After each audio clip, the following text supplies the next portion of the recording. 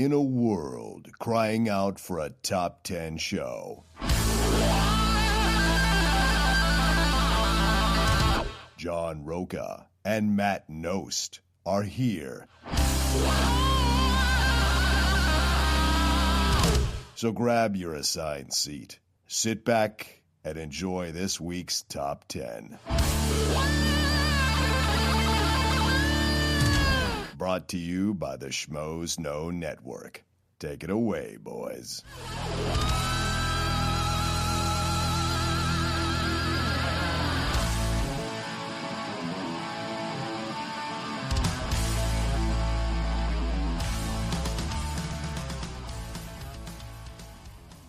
Welcome to this week's Thunderdome. I'm John Roca. I am Matt Nost. This is the Top 10 show, the Thunderdome edition, and we had two really good films to choose from. And the perfect week, because Superman vs. Batman's coming out. I know that wasn't planned. We just kind of randomly, yeah. We are an organic show. Yeah, exactly. But for better or It's either worse. that or our show prep usually happens on air, you know? So, you get what you get when you get it for free, guys. Come on. We deliver a quality product for free. You got to give us that. We like to let the fans in on our thought process. There's nothing wrong with seeing behind the curtain. It's fine. Just pay no attention to the naked man. Hey-oh. I just don't like wearing pants. So the two movies we had were Iron Man versus Batman Begins. Both origin stories. Both origins. Both billionaires. Exactly. Both superheroes. Started the Marvel universe and basically gave DC another shot of, let's try it again, fellas. Adrenaline, sure. And in a landslide. I thought it was going to be closer, but Batman Begins. So shocking. The votes, it was not even close. Yeah, I thought Iron Man was going to win. I really did. I thought it'd be close. It's more current. I thought people would vote for it more, but I guess people do really love Batman Begins more. Or maybe they just want to hear us talk about it more. I don't know. Well, no, because some people put up, I never heard you guys talk about Iron Man, so I'd love to hear your opinions of that. Although I don't know that we talked about Batman Begins until relatively soon. Right. It's very vague. You're so good at that. Yeah, thank you.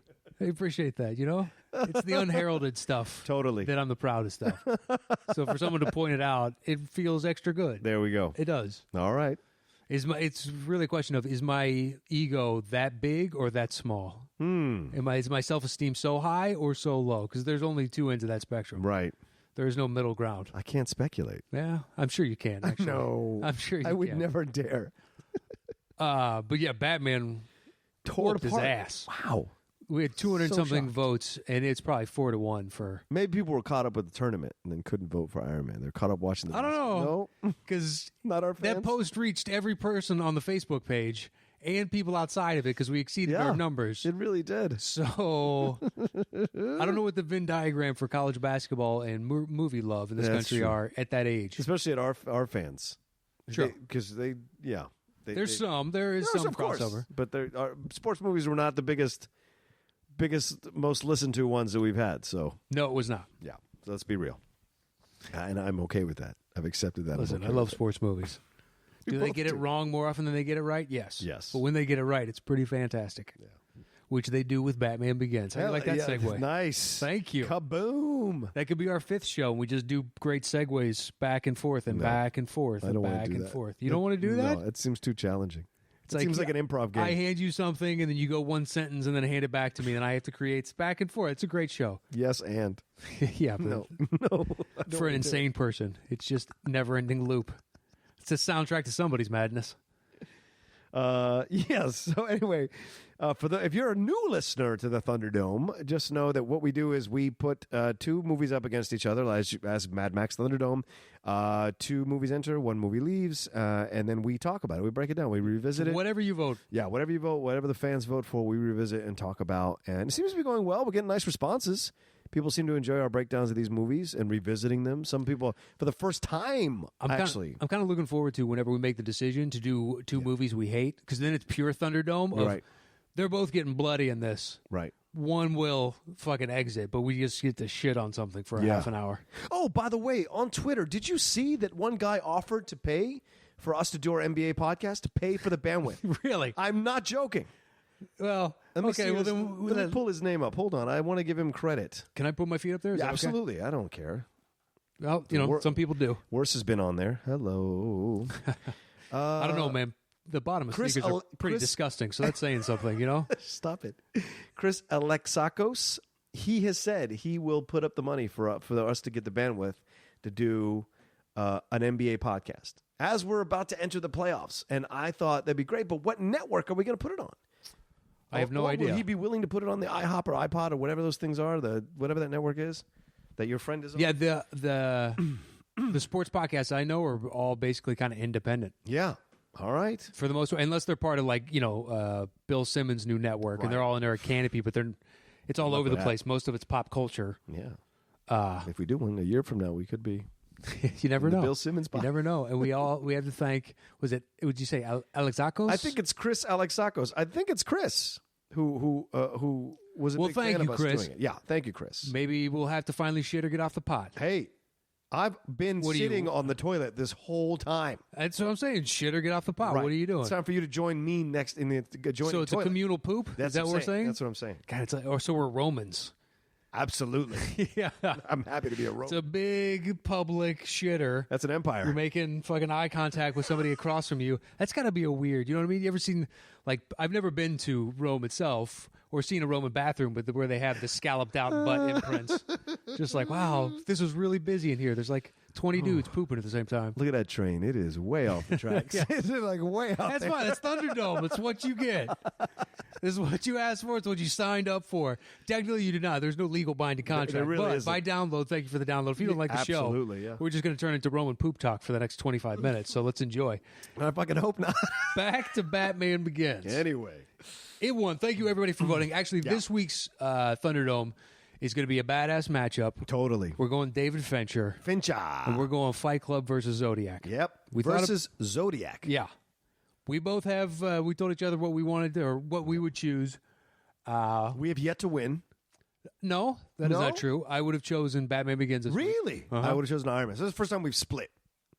I think you're right. First time we've split. And except for the trifecta on the first one. Did you want There Will Be Blood? I would have taken Clue. Oh, because I haven't seen it in so long. There It's we an go. excuse to watch it. And Gotcha. if I hate it, I don't feel bad that I wasted the 90 minutes to watch it. Look, I may lose more fans with this. Once was enough for me. That film's. I don't understand the reverence people have for that film. I saw it 2 or 3 times as a kid, and I fucking loved it. And I haven't seen it since. It's amusing. I'm not going to deny it's amusing. Clue is amusing. It's just not what this underground comedy. That I don't get the cult status of Clue. I really don't. But that's me.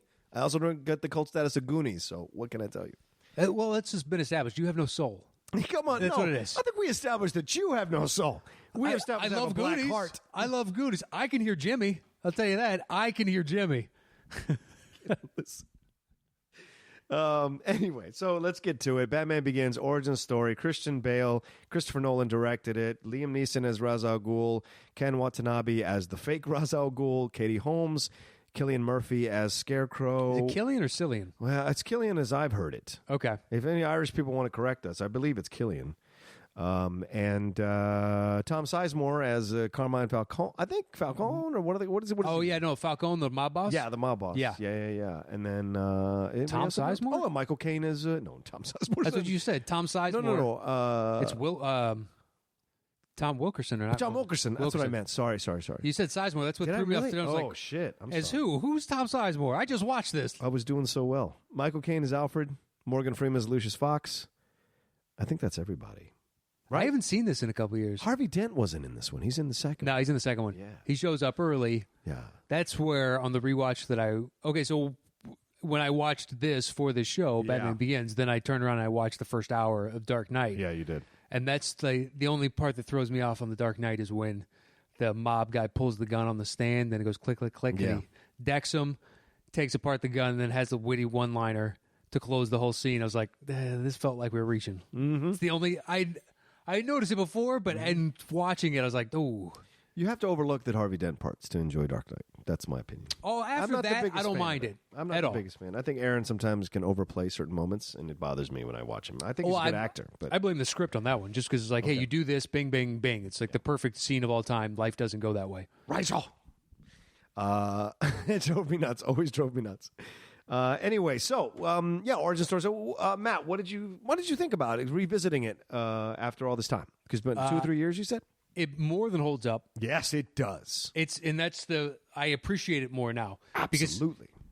I'm so fucking sick of origin stories. Mm-hmm. So they're going to reboot Spider-Man again. They really are. Don't fucking give me another origin story, because you basically just did 2 variations of the same one, and they were dull both times. Yep. And in this one, it's flash forward and back to give the full spectrum of the origin story. Mm-hmm. So you never get bored with he's a kid, and then now it's the slow progression of him being an adult and all that. Right. You start with him in the prisons, and he's trying to teach himself kind of aimlessly how to fight 5 guys at a time, and he gets spotted by Ra's al Ghul. But then it's the flashback to when he was a kid, and then he's the college student age, and he goes to kill the guy, and the futility of that. But then it's the flashing back, and it's going all over the place. It's a great way if you got to do an origin story. Yeah. So you can give me the expositional background of this. All this stuff needs to happen because it formulates the psyche of who this person is, right? Without boring the shit out of me by going, here's the progression of time that happened over, and it's just the gradual build is coming. Absolutely, man. So this is just disguising the package of what we all know is going to be. Yeah, I couldn't agree with you more, Matt. I was really surprised going back and watching it because I had worked on this film way back when I used to test DVDs, like back in the mid-2000s for a company. I had seen this movie a million effing times, and I just eventually you find all the holes and you get bored watching it. Yeah. But and so you revere Dark Knight even more, The Dark Knight even more. So when I went back to watch it, I was like, okay, I was in the morning. Brother, I was so engrossed in the film from beginning to end because you don't remember how good it is. I know. If it's been a while since you've seen it. Everything, the pacing, the you're right, the back and forth, the acting that Christian Bale does. In my opinion, this Batman is the best Batman. His version of Batman in Batman Begins is Batman from the comic books. The voice, everything. You can make fun of the voice all you want.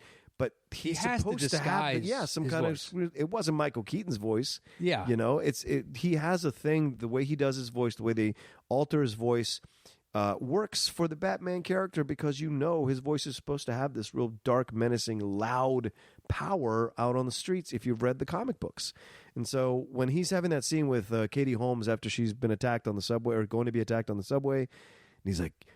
Oh, you had some stuff on Falcone. Oh, now you have leverage. Yeah, you have leverage. Right. All that stuff. It was believable and acceptable. And I get the joke. Like Funny or Die did that whole... Or College Humor. Heavy breathing and talking. They're all sleeping. It's great jokes, but I still like his voice. And I think he does a great job. And they show him being vulnerable because he's still learning how to be Batman. Oh, when he's so good. Underneath the train and he's just whipping around and hitting shit and you can tell it hurts him. So like, he's a person. Yep. And he gets caught off guard, gets lit on fire by Scarecrow. Right. But he gets, maced in the face with that voodoo powder. Yep. And then gets lit on fire, and that whole, he has to call in Alfred. And Alfred has to come and drag him out of this mess. Yeah. He can't do it on his own. Yeah, it borrows pretty heavily from Mazzucchelli's Year One Batman series. Batman Year One. If you haven't read it, get the collection or buy the issues. It's such a great exploration of Batman at the beginning, and how it works. And all the stuff that you see in the movie, you see a lot of it in the comic books. Him jumping onto after he visits Gordon for the first time, him trying to escape and then jumping on the fire escape and the steel fire escapes they have in New York and injuring his ribs and barely getting over. Well, he hits the first one and drops the second one and catches on the third. Yeah, all of that. I fucking, the one scene where he's on the, and I don't know what it's called. A scam call from somebody. Oh. It's I guess telemarketers are now technically allowed to, if they get access to your number. Oh. I get one call a week. Or I'll get one place that calls me 3 times over the course of 3 days and then nothing. I always block him. Yeah, I just let it go. But the one scene. Oh, anyway, so it's the hairs on the back of my neck stood up, and it's the most simple, but it's iconically what I think of a lot of times when I think Batman. It's early on in the film. I don't know about early, but halfway-ish, where it's just a wide panning shot, and you see Batman standing up, and the cloak is going down over whatever he's standing upon. Whatever that is, a fucking parapet or a turret, or not a turret, but anyway. Yeah. some spire, and he's just perfectly on it, and the cape goes down, so it makes him look like this even larger figure that he is, and just seeing that's one of my favorite stills, like frames in so many Batman comic books, and seeing that in real life, like I was so geeked out. I was like, this is just I would have been you watching movies back in the day when you went over the top if I didn't hold it in, because I was like, no, he fucking did it, and I'm a grown man watching this. But it's never happened to where I didn't, like, it seems so real. It seems so real, like, oh fuck, this is a great Batman. And going back to revisit it just to watch it all over, be like, wow, this is really, like, there's one thing that kills me in the movie, which is the microwave weapon. It doesn't make sense. Oh, yes. It doesn't make a lick of fucking sense. Okay. Just as soon as you turn that on, that vaporizes people just as quickly as it does. It's supposed to suck water out. Why wouldn't it affect people? Well, it doesn't suck water out. Through microwaves, it excites the water molecules to such a degree they instantly turn to steam. So, they vaporize. Vaporize. Right, vaporize. I'm sorry. And we're what, like 80% water or something ridiculous? 75% water, yeah. So everybody dies. Yep. This kills everybody. So the fact that nobody dies, and they've been pouring it in the water system for months. It's a valid point. So all that you need to do to weaponize this is turn it into steam. Well, my wife uses an electric kettle every day. That makes steam. So if we had the water supply from Gotham over the course of that month, we would have been driven mad at some point. That's true. Before they had their master plan. Yeah. That's the only thing that killed me, is like, they're still making steam. It's not like you guys are showing up and bringing them steam. You know what I mean? Like you're God coming down, and I have brought you steam. brought you steam. The power of steam. The worst god of all time. You kidding me? There's Neptune, and there's everything else in this Greek god of steam. Oh, that guy is great. There's your top 10 hero right there. There's the blank face blinking. Steam. Here comes steam. The amorphous nothing steam. This guy's serious? What the fuck are we going to do with thick steam? humidity. Oh, awesome. That's the only thing that kills me about it. Just like Really? Yeah. I will throw the Katie Holmes narrative in there. It's fine. I don't like her in the film, unfortunately, and It humanizes Batman, so you have to have it. No, you have to have her. I just don't think Katie is. But it's an interesting thing. Like I'm not trying to bash Katie Holmes. Obviously, she's quite a successful actress. Does what she does. Got her whole thing with Tom Cruise, whatever. But like. Or ex with Tom Cruise, but like the whole thing interesting with the casting is when you see these superhero movies, a lot of times they don't cast female characters that are female actresses that are the equal to the actors, except in Iron Man. Like Gwyneth Paltrow does that. Pepper Potts, she's an equal because she's supposed to be in the narrative of Iron Man. Yeah, she does it so well, especially in the first one. Exactly.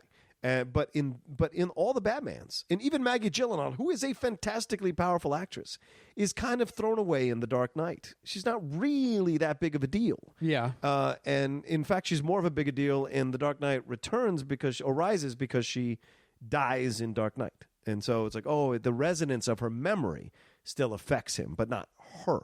And I think in this film, Katie does a nice job, adequate job, but it's not magnetic, and that's what I think is missing. If we'd really bought into their romance, their connection, their love, because she gets turned into like this nagging person who's always trying to make him do the right thing. Yeah, and there's not that understanding. Well, the problem is, from our perspective, she's nagging because she sees Bruce as a billionaire who's out frivolously buying hotels and swimming in the pools with two girls and all that shit. Right, but even before that is what I'm saying. Like when he tries to kill the guy, the guy who killed his parents, and shows up with the gun. I think she slaps him in the face. Exactly, but she needs to because he's about to do something that was categorically stupid. Sure, but if you want to exact revenge, there are better ways to do it. Probably, but by the same token, like, fuck you. You didn't lose your parents. You don't know what I'm going through. True. Don't slap me in the fucking face. You have no idea what this is like. But if not for her, then who is going to do it? Who's going to stop him? Who's going to get in his way? He's a playboy, like a billionaire 20-year-old. That's what Alfred is supposed to be. He can't be there at all times. Plus, he that's his friend. You should have more license as a friend to step in and be like, listen, man, I have no vested interest in like your bloodline moving on or anything like that, like family does. Mm-hmm. I don't have to worry about your progeny. So our bond is stronger in some ways because we choose at all times to be friends. Okay. So because we give each other that license, I should have the liberty to move in at times and go, you're being a fucking retard. You realize that? Okay, tell you what, that's fair. I will accept that to a degree. But then as the movie progresses, this powerful lawyer, intelligent, woman of strength, becomes a damsel in distress, right? He has to constantly save her from Scarecrow, save her from these other things. And so it isn't as fully realized of a character as I've seen other romantic interests of Batman in the lexicon be. And so it bothers me a little bit. Well, look. So that's all. And it's my own thing. Katie Holmes, for me, like, the problem with her in this is I don't buy you were ever a lawyer. Yes, absolutely. So anytime, like, when they're trying to move Falcone and say he's insane, and Cillian Murphy as Scarecrow, I can't remember what his actual name in his doctor's official name, his birth name, whatever that is, Dr. something or other, Crane? Yes. Dr. Harry, Dr. Crane. So when she's like, no, we need to get our own expert down there, call the judge, blah, blah, blah, blah. And I was like, I don't believe you know what most of those words meant. You know what I mean? Like, there's no ownership from you. That just seems like a line recited. Like, I don't buy you as an attorney. But that's what I mean. She's not up to the level of what you have here from the other actors. I was willing to buy her as a love interest for Bruce and someone could give him, like, be the moral compass for him. I could see her being that. It's just whenever she was lawyering, it's like, no. Yeah. No. You didn't buy it too much. No. Yeah, I agree. But that's the only slight negative in the film. Everything else is really great. The relationship between him and Liam Neeson at the beginning, the whole progression of that through the prison and the training and all of that, and then him turning on him, in essence, trying to save him when in fact you find out later he is actually Ra's al Ghul. Yeah. And how that plays out later on when he returns to Gotham and how he tries to kill Bruce. He almost tries to kill Bruce Wayne. You can make an argument. That he's not trying to kill him. He's trying to get Bruce to be on his side and like pushing him as far as he can go. What he says, like, still training him. He was, because he was like, you never did learn to mind your surroundings, and then that beam falls down on him, and he's like, I am going to give you the same thing you gave me, which is to basically be knocked unconscious and to die in my own burning house. Yeah. And consider the debt even. Right. And he walks away. So if Bruce gets out, that's fine. That debt is absolved, and we are no longer at war. Right. So as long as you don't thwart my plans here, I don't have a quarrel with you anymore. Yeah. Because I did an eye for an eye, and it came out fine. Yeah. At least for me, it did. I like that about him, too. He is still teaching. He still thinks he has the upper hand. Yeah. But, Bruce or Batman, whichever you choose, flips it on in the end when he was like, look, even at this last moment, well, Ra's al Ghul is saying to him, you can't do what is necessary. And he's like, I'm not going to save you, but, I'm going to make the choice to not save you. Is basically what it is. I'm not going to kill you, but good luck. Yeah. It's great. It's so funny how people accepted that, but because it's in essence the same thing as what Superman did to Zod in Man of Steel, but because it's a more active killing, people are okay with it. Or people have issue with it. But with Batman, I mean, by choosing not to save him, he's essentially killing him. You're really splitting the hair fucking so thin on that one. Yes, but it's at the hands of his own device. Yes, true. So your demise, you set yourself upon this path. You didn't have to be on this train. You didn't have to put this on here. So this is ultimately your fault. The fact that you're going down with the ship is kind of right. Right. But Batman's the one who's causing the ship to go down. Because he has no other choice. Right. The other choice is the other part of the microwave thing. Somehow if you destroy the central hub, then gas shoots across the entire system and everybody's turns to steam. Yeah. And that just, okay. Well, what's so great about this coming back, right? I think it's definitely a better Batman film than any of the Tim Burton films, and I know that's sacrilege, but I feel that it is. Because to me, it's more realistic. It's more grounded in a reality I can understand and attach to. Even the Batmobile, which is this almost the pseudo mini tank. Oh, it's so great. It's so great, right. The first time, so when Bruce Wayne is going down to Lucius Fox to inquire about what you got down here, Yeah. I want to get into spelunking. Spelunking, huh? Okay. And then I want to get into base jumping. Yeah. And Lucius Fox calls us bullshit. He really does, which is a great scene. It is. It's great. Because the shit-eating grin on just hidden below the surface on fucking Morgan Freeman's face at all times is fantastic. And then when Bruce Wayne asks about what's that over there? All the tumbler? You don't want any piece of that. And the look on Freeman's face is absolutely perfect. Oh yeah. It is pitch fucking perfect. Yep. It's one of those that I had forgotten how good it was, because when we had talked about his best movies, and I put in Dark Knight for the one scene where he's like, let me get this straight. You want Yeah. to go after a guy that's capable of all this? Right. What do you think you're going to do? What do you think you're going to do? I love that, but to see it like, oh, he was doing this here. Yeah. I just forgotten how good it truly was. Oh, across the board, like for the most part, there are exceptional actors doing great work in the smallest of parts all over this movie. Through the whole Rutger Hauer. Rutger Hauer is great. The look on his so face when he great. loses his job at the end, he's just shell shocked. It's like, it's fantastic. And the small thing, like the detective, the corrupt detective, I don't know his name. Yeah, Flass. Yeah. He was fantastic. Yep.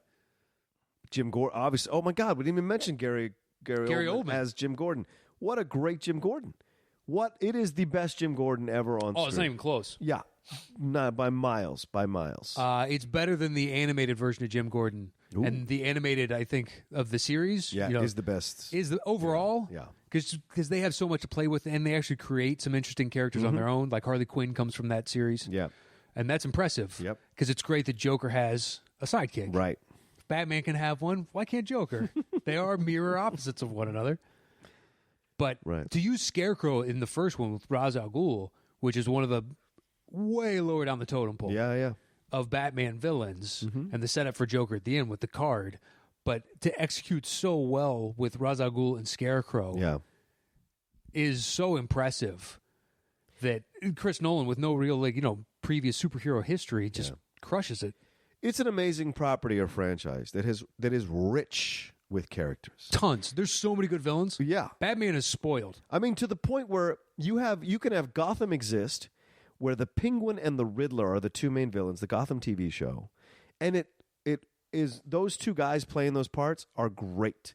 The show itself, you can go back and forth on, but those two guys are great playing those, and that's not even and that can exist. Yet Penguin has not appeared in any of the newer versions of Batman, other than Batman Returns. Yeah, but with not DeVito? in the new versions though, like Nolan, or even in I don't think there's any talk about him coming in the Batman standalone film that Affleck's supposedly directing, and it just doesn't. It just so I wonder that's who how they much, use. huh? I wonder who Affleck does. It'll probably be fucking Jared Leto. It'll probably be him coming back as the Joker. Oh yeah, they're already setting up the groundwork for that. Fuck, Because I he's didn't showing even up think in about Suicide that. Squad. He's showing up in Suicide Squad. I just don't know why you would sign on for that. He's make that money. son.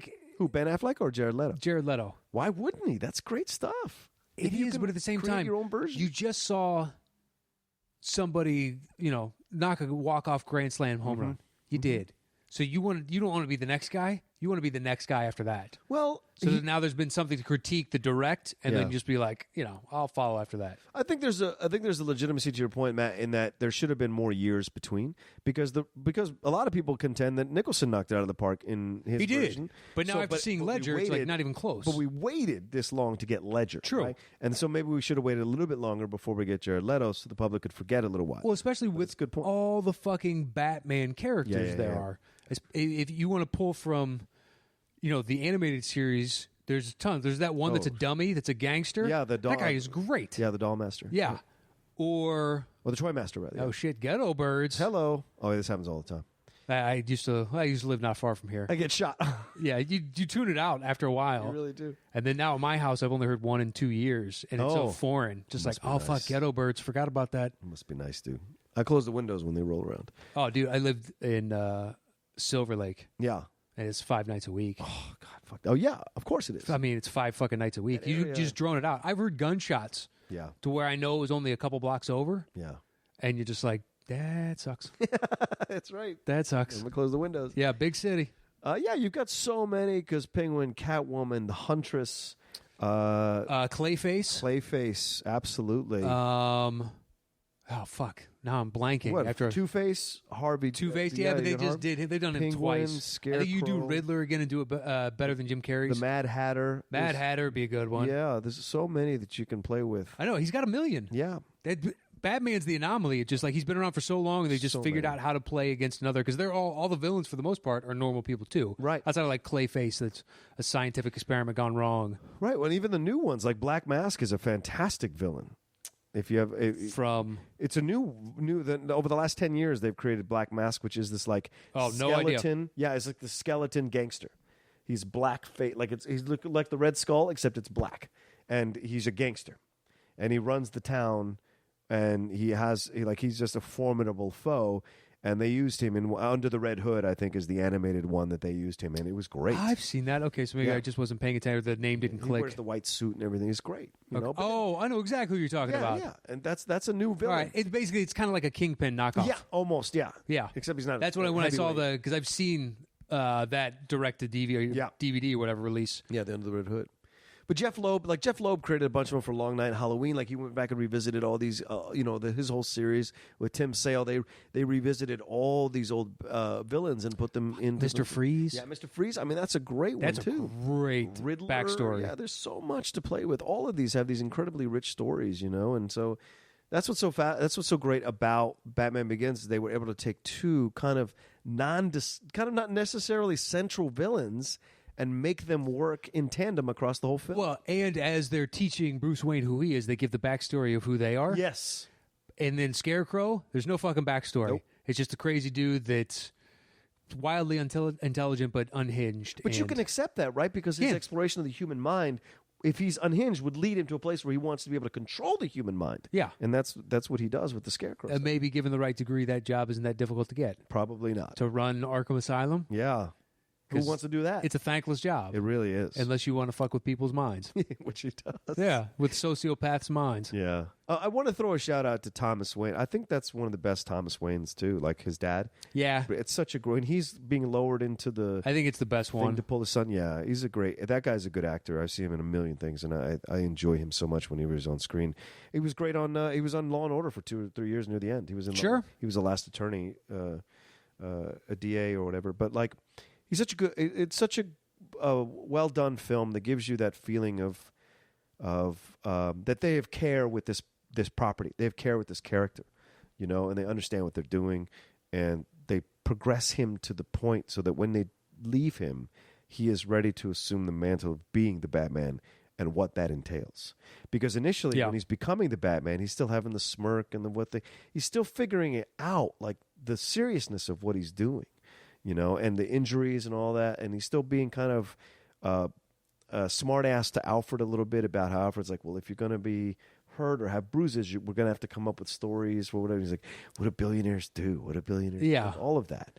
Well, like they, play polo. I'm not playing polo. Yeah, right, all of that.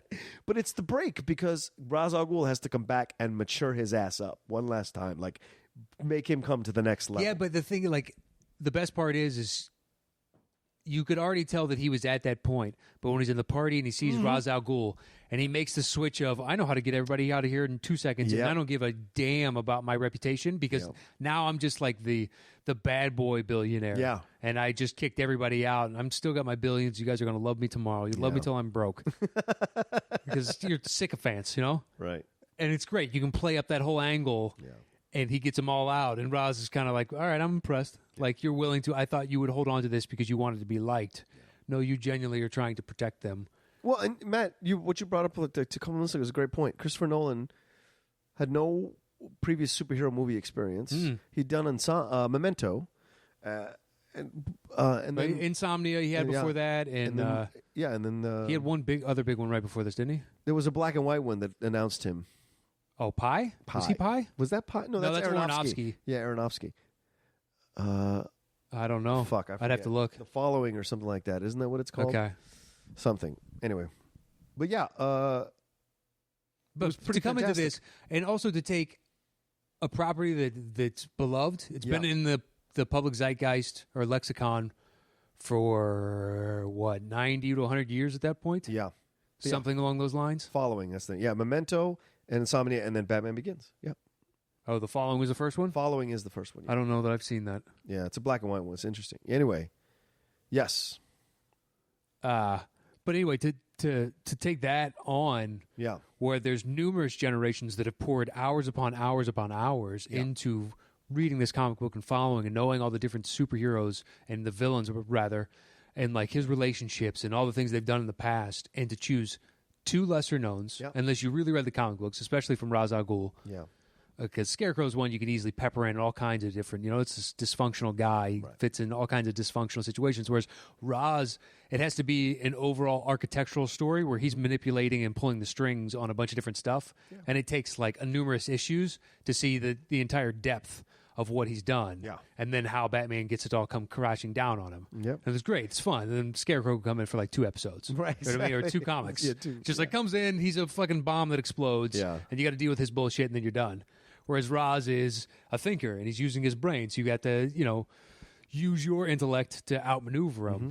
And that's what I always loved about Batman. It's just he's using his wiles and his God-given gifts to try and thwart people that are coming at him from a bunch of different angles. Well, yeah, all of that. And the portrayal that Christian Bale does going from, the snotty punk college kid who wants to like we were mentioning, who wants to kill the person who killed his parents, to see him progress through the movie too, like the different looks and the different approaches, it says something that they understood what they were trying to create here. You know what I'm saying? They understood the real, the levels that they wanted to play with, because they knew this was the beginning of a franchise.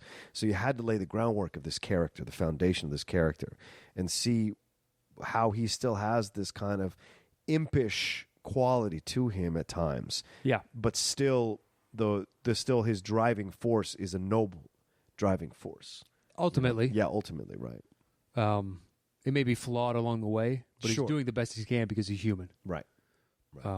Which, it manifests itself in numerous ways throughout the franchise. Mm-hmm. It's the foibles and the flaws that we all have. Right. That's another reason that I've always liked this series. Just like he's a regular guy doing the best he can. Yeah. He's not some superhuman or a mutant or somebody that has crazy abilities that makes them unstoppable or a utility.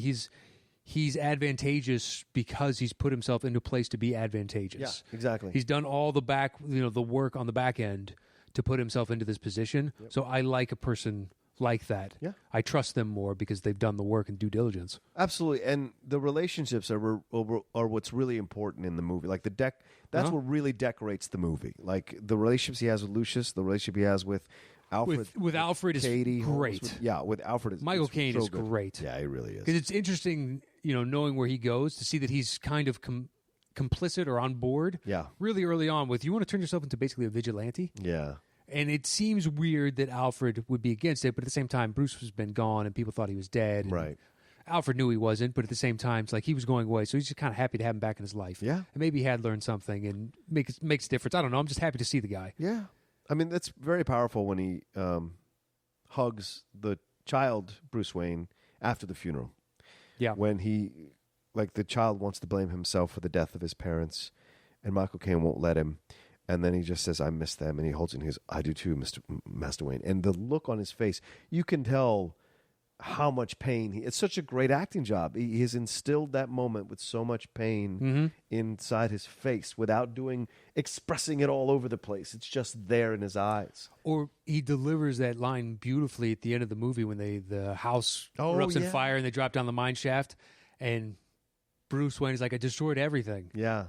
It's all, it's all gone. My parents' house, and he's kind of this moment of loss. And instead of slapping him like you're talking about earlier, yeah, Alfred snaps him too. Just the simple thing his dad used to tell him. And you could see earlier when he said that to Bruce after he fell down the well, and Alfred heard him, and he had a nice smile on his face. It was like enjoying the fatherly moment. That was great advice, and he knew it. Yeah. And he's like, "This is a good man, and I'm going to do my damnedest now to raise this child." Yeah. And just. It should be such a cheesy moment. No, it should be terrible. Yep. And the fact that there's no setup to it, he just barrels right into it, and you're like, that's perfect. Yeah. That's perfect. I'm looking forward to see what Jeremy Irons does with it in the Superman versus Batman. Could be interesting. I like Jeremy Irons. Yeah, me too, man. And I think in the right parts, he shines like nobody else. And so it'll be interesting to see what he can do with it. Like he's the only thing I really like in that the Borgia show about him being as the Pope. I watched like the first 2 seasons. He's the only thing I liked in it. Yeah, Everything that's else fair. I could lose. Yeah. But I was like, I buy him as this. I gave it 2 episodes. And I was like, no, I'm not going to make it through I this. made it through the first season. I was like, wow, this is terrible. But he's fantastic in it. And they do a great, period piece. The costumes are really good. And Which is everything the one else. with Sam Neill? The Tudors? Is that the one with Sam Neill? I never watched The Tudors. Oh, okay. I know Might it be. exists, but I never watched I it. think it's Sam Neill plays the Cardinal or whatever. You ever watch Wolf Hall? No. That is excellent. I need because what's Mark Rylance is in it. Right? Is Mark Rylance? Oh, no, Mark Rylance is it. I'm sorry, yeah. It is excellent. Okay. He is phenomenal in it. Okay. If you want to tell me he won Bridge of Spies for his acting in that, I'll give you that. Yeah. It's kind of like McConaughey almost winning for Interstellar because of True Detective. That's fair. Yeah. Or not Interstellar, Dallas Buyers Club. Dallas Buyers Club, yeah. It's like, you know what? You were so awesome in True Detective because that was during award season. Yeah. I'll fucking give you Dallas Buyers Club right now. I don't care. Because that's how good I think you're doing it. What is Wolf Hall about? Can you give me a one-line synopsis of that show? Henry VIII. Oh, shit. Yeah. How many episodes is it? With Damian Lewis as Henry VIII. Holy crap. How many he's episodes great. in it? 6. Oh, is it on Netflix? I wonder if it's on Netflix. I can't remember where my wife and I streamed it. They're like, it might even be 4, but they're longer. They're like 90-minute episodes. Or Yeah, something. it's like or maybe 60-minute, but it's full. It's a BBC show, Yeah, so they go that. longer. Yeah. I can't remember because we watched it like a year ago, or whenever it came out on BBC. I keep hearing great things about it. It's dynamite. If you like anything remotely like that, I you do. know, it's good. Okay. I'll watch it. I don't know. I mean, season 2, I hope they're working on it now. Who knows? He's newly an Oscar winner, and Right. Lewis is on billions. Yeah. I just saw him in some stupid little film, British film, that my friend screened for us the other night at his house. And it's about a young William Shakespeare and how he began. And it's all comedy. It's all just like comedy, tongue in cheek. And Damian Lewis plays this thieving explorer from Britain. He gets captured in the first 5 minutes. First 5 minutes he gets captured. He's hilarious. The first 5 minutes gets captured. Don't see or hear him again until the end of the movie. And I'm like, this is fascinating. Like, why would you be Yeah, in they it? must have cut out. Or he just these guys are famous comedians, and it's the same 7 actors playing all the different characters. Oh, yeah, that's probably so what it maybe is. he And knows he signed these guys. on Yeah. knowing that just this, and Right. I wanted to work with these guys because I like their work. It's interesting. It's not as good as it could have been, but it's still somewhat funny if you're a Shakespeare I've always guy. liked him. Bill. Ever since Band of Brothers, Oh yeah. I've been a huge fan. So Yeah, Life TV series was great. He was great in that TV series. Which one? It was NBC Life. It was for 2 seasons. Didn't he see played it. a cop. He played a detective. It was right after Band of Brothers. That's how he got the job. He was so good. okay. But yeah, I I agree mean, with I watched that Dreamcatcher Oh. movie just because he was in the lead. It's like, I'll watch this. Wow. Steve King off the rails once again. you. Woof. Yeah. Anyway, all right. So, anything else you want to say? I feel like we broke down the movie really well. Anything else you want to talk about? No, thank you to everybody that voted. Yeah. If you want to vote and you're downloading this or listening to it on YouTube or Stitcher, iTunes, wherever you listen, or Podomatic, the only place you can vote is on our Facebook page, which is facebook.com/ the Top 10 Podcast. The Top 10 Podcast. All spelled, the 10, a number, and then everything else spelled out. And so just go and vote there. We post them on Tuesdays. Yes. So that's when the votes go up. And We then have 3 days. Yeah, they're open till Friday at noon, like this week's, which is Fight Club versus Zodiac. So get your vote in before Friday at noon if you want some sweet Fincher-on-Fincher action next week. Get your vote on. Absolutely. And Chris Alexakos, we're waiting on you to fund our NBA show. I'm just letting you know now. Little does he know, though, we sat down and we ran the numbers. It's close to a 7-figure. Like, once you get the set involved, you get producers, field correspondents, we got video montages. There's a lot to work with here. The writers. We're not taking a pity between us. It's No. all going into production. Absolutely. We're doing it as a labor of love. Just know that tweet is a binding contract. That's right. Under internet law. That's a pair. You can look that up on 4chan. I feel like you signed it.